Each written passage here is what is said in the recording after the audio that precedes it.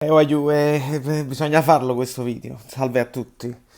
Purtroppo, voi lo sapete, io il calciomercato cerco sempre di ignorarlo fino alla fine, ma le voci si stanno facendo così insistenti che purtroppo ne dobbiamo parlare, ma lo voglio analizzare a livello tecnico-tattico.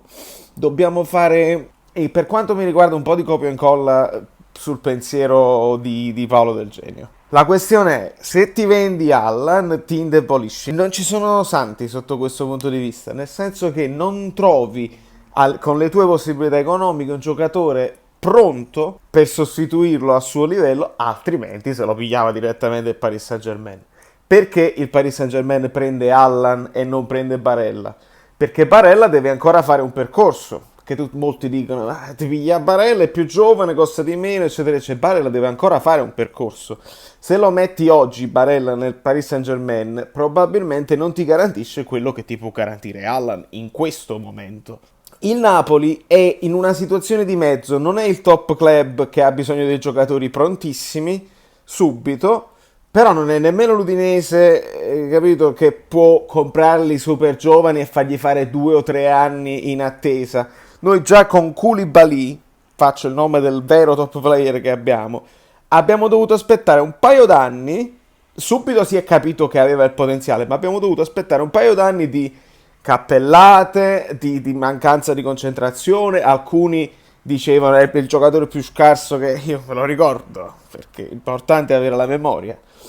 Quindi e stiamo parlando di Koulibaly, quindi abbiamo dovuto aspettare. Un qualsiasi altro innesto, specialmente a centrocampo in questo momento, può essere un problema, perché siamo ora nelle due competizioni, ne considero due perché voglio vincere la Coppa Italia e voglio fare una buona Europa League. Se tu vendi Allan adesso ci sono problemi, perché è vero che abbiamo giocato contro la Lazio senza Allan, ma quante partite può fare il Napoli senza Allan, senza soffrirne? Diamo per scontato che Fabian Ruiz al centro la sta bene e fa giocare bene anche Diawara.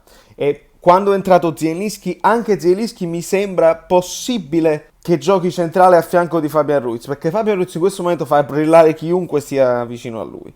Il problema è che era a fine partita Fabian Ruiz Zielinski. Fabian Ruiz Hamsik non lo so, è una cosa che andrebbe provata. Fabian Ruiz Diawara abbiamo visto che è un'opportunità per entrambi di giocare bene. A questo punto, se ne dovesse andare Allan, secondo me deve rimanere Rogue e dovrebbe avere un'opportunità anche lui di fare il famoso frangiflutti vicino a Fabian Ruiz. E comunque ci indeboliamo. Cioè, se questa cosa succede a gennaio, io non credo che il Napoli abbia la capacità di rimpiazzare subito. Tutte le operazioni che il Napoli sta probabilmente facendo avverranno a giugno.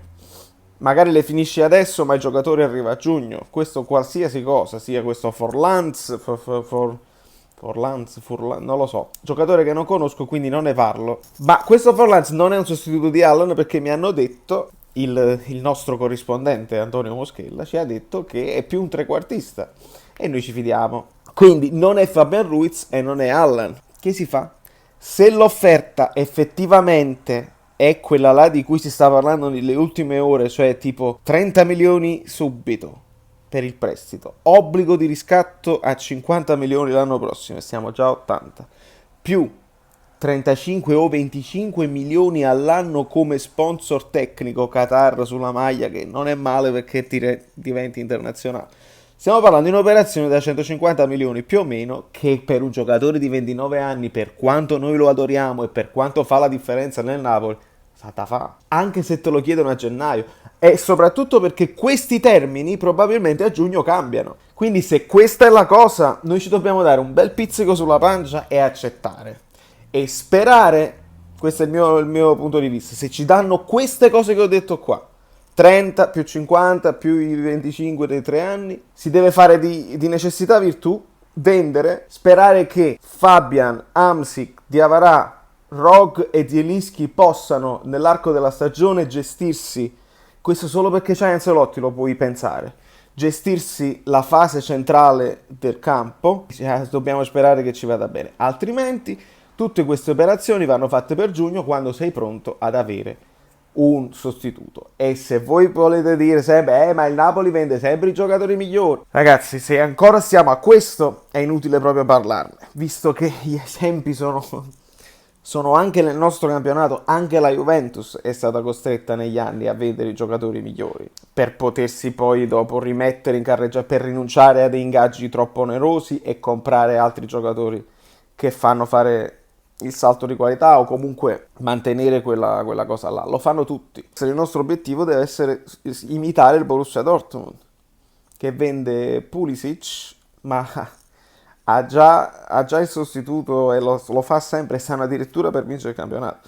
Quindi questa è la situazione. Non ci dobbiamo arrabbiare se i giocatori più forti all'apice vengono richiesti dai top club, e bisogna accettare che anche un giocatore come Allan a culmine della sua carriera faccia una scelta del genere, senza farlo alla Higuain di nascosto, eccetera eccetera. È normale, ha 28 anni, quasi 29, ti chiama il Paris Saint-Germain per farti fare la Champions, ti offre 8 milioni all'anno, che fai?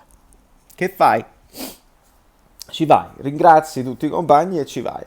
E va bene. E non parlate Cavani, non parlate ogni tanto, se esce fatto in mezzo, operazione Allan, allora arriva Cavani. No, no, scordiamoci, abbiamo Milik, godiamoci i nostri attaccanti per ora.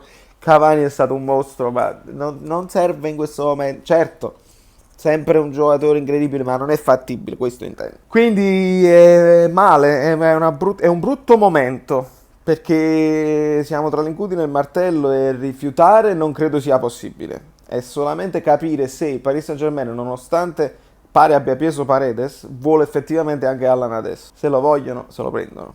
E se lo prendono, noi dobbiamo ricavare il più possibile da questa cosa qua.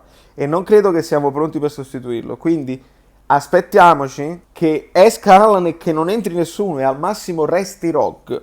Questa è la mia previsione / paura, perché comunque è un'operazione che ti indebolisce chiaramente. Allo stesso tempo bisogna pensare che il Napoli in campionato non credo che possa mettere in discussione il secondo posto. Le partite di Coppa Italia sono partite secche, e quindi Allan non è il giocatore che ti vince le partite da solo. Allan è un giocatore che durante tutto il campionato te lo trovi, perché ti recupera un numero di palloni incredibile. Nella partita singola, abbiamo visto la Lazio, si può anche fare a meno, però l'Europa League per esempio è lunga, e quindi lì secondo me si soffre senza un giocatore come Allan, e la voglia di vedere Allan e Fabian Ruiz a centrocampo è tanta.